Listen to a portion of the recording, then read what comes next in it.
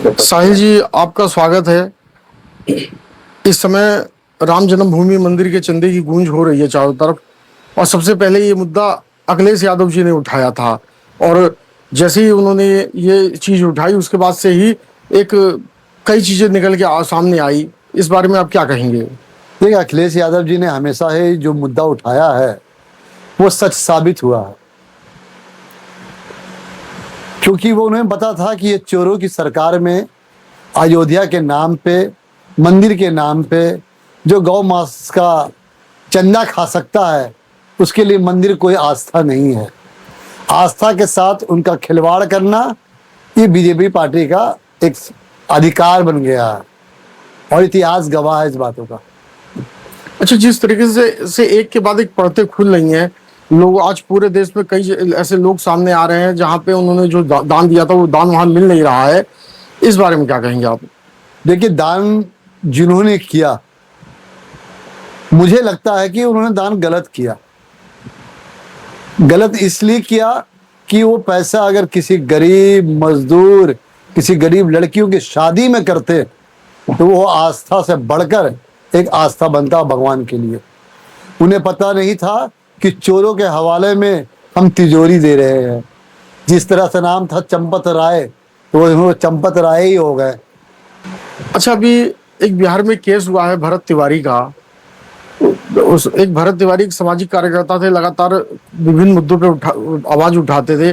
Police एक दिन पहले उनको मानसिक रूप से बीमार कहती है और दूसरे दिन उनका एनकाउंटर किया जाता है। इस बारे में क्या कहेंगे कि उस समय बिहार में भरत तिवारी वाला मुद्दा बहुत ही गंभीर मुद्दा बना हुआ है? यह मुद्दा सिर्फ बिहार का नहीं है, यह मुद्दा हमारे यूपी का भी है। जबकि मेरी जन्मभूमि बिहार है और मेरा कर्म भूमि मेरा यूपी है। यहाँ पर देखिए, हत्याएं नहीं हो रही है। मुसलमानों का और यादवों का डर और खौफ दिखा के जितना हत्या ब्राह्मणों का हुआ है, इस उत्तर प्रदेश में आज तक के इतिहास में कभी नहीं हुआ है।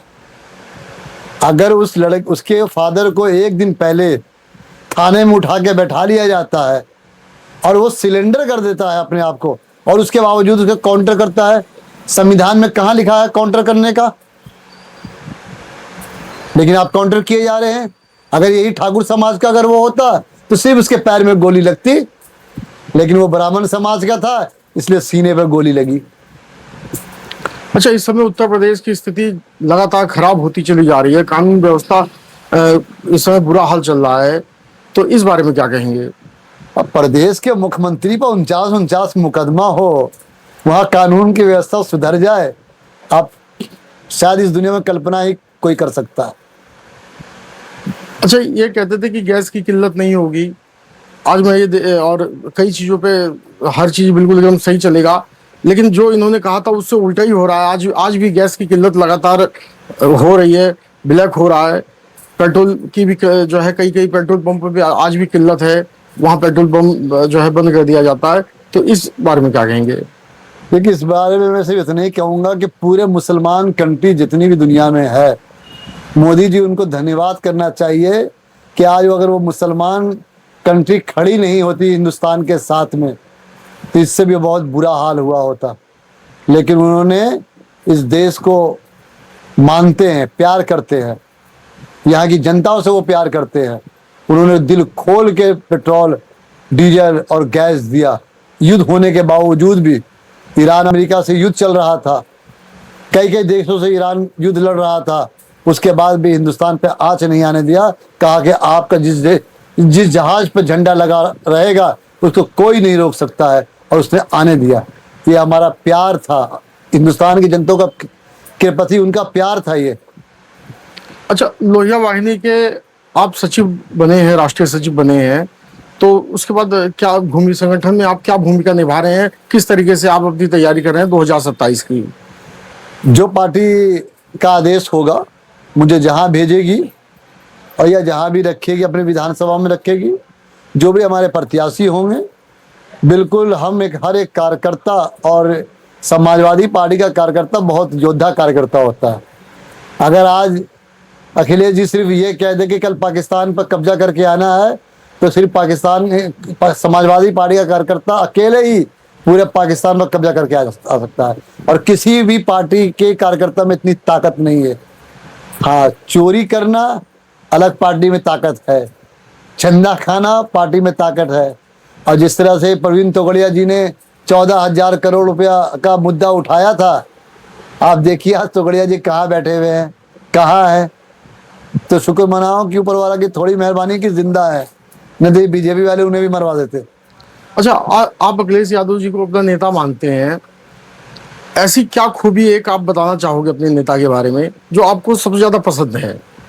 देखिए, अखिलेश जी को अगर दिल से मैं इसलिए मानता हूं कि मैं आज के नए के जनरेशन के लोग हैं, अपने बाप दादा की पुराने जनरेशन के लोग नहीं हैं। और पहले सारे के सारे दुनिया में हिंदुस्तान के लोग सारे कांग्रेसी ही हुआ करते थे। मुझे एजुकेटेड पढ़ा लिखा इंसान चाहिए जो हम लोगों की बातों को समझे। मठाधीश नहीं चाहिए, घंटा बजाने वाला नहीं चाहिए। मैं आपसे ही एक सवाल पूछना चाहते हैं कि योगी का मतलब क्या होता है? कि सारा सुख सुविधा का ऐशो आराम करना उसे योगी कहते हैं? योगी का मतलब वो है कि सारी सुविधाओं को त्याग देना, उसे योगी कहते हैं। लेकिन यहाँ तो इस उत्तर प्रदेश में योगी का मतलब ही कुछ और है। तो एक खूबी जो है अखिलेश जी के, वो अब मैं कहते रहा हूँ कि देखिए, शिक्षा के प्रति उन्होंने जो काम किया है, लैपटॉप दिया पढ़ने के लिए, साइकिल दी, इतना अच्छा एक्सप्रेसवे दिया, पुलिस विभाग को सही किया, बाहर विदेश में गए, वहां का सिस्टम को आगे देखा उन्होंने, उस सिस्टम को यहाँ फॉलो कराया, स्टेडियम दिया। इन्होंने क्या दिया? ब्राह्मणों पर अत्याचार दिया, मुसलमानों पर गोली चलाया, दलितों को मरवाया।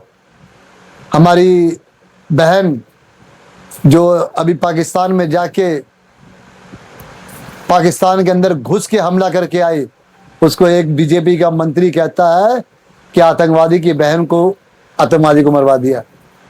क्या यह शब्द बोलने के लायक था? क्या मोदी जी के मुंह पे ताला लगा हुआ था? वो हमारे देश की बहन थी, हमारे देश के लिए अपनी जान जोखिम में डाल के पाकिस्तान के घर में घुस के बमबारी करके आई। लेकिन मोदी जी ने एक शब्द नहीं बोला उस मंत्री को कि तुम क्या बोल रहे हो।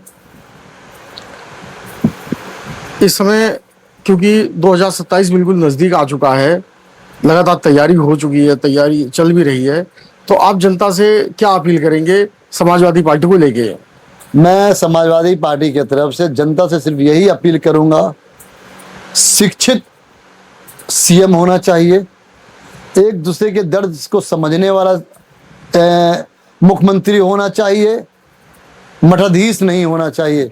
अगर आपको अपनी जनरेशन को बचाना है तो एक पढ़े लिखे पॉलिटिकल लीडर को आप लाए जो वो आने वाले जनरेशन को भी समझता है, अपने आगे की जनरेशन को भी समझे और पढ़ाई के ऊपर बड़ा ध्यान दे कि किस तरीके से युवा आगे बढ़ सकते हैं। ये सारी खूबियां जितनी भी है, ये सिर्फ एक ही लीडर में है, पूर्व मुख्यमंत्री माननीय अखिलेश यादव जी। और ये पूर्व नहीं, आने वाले 2027 के मुख्यमंत्री रहेंगे।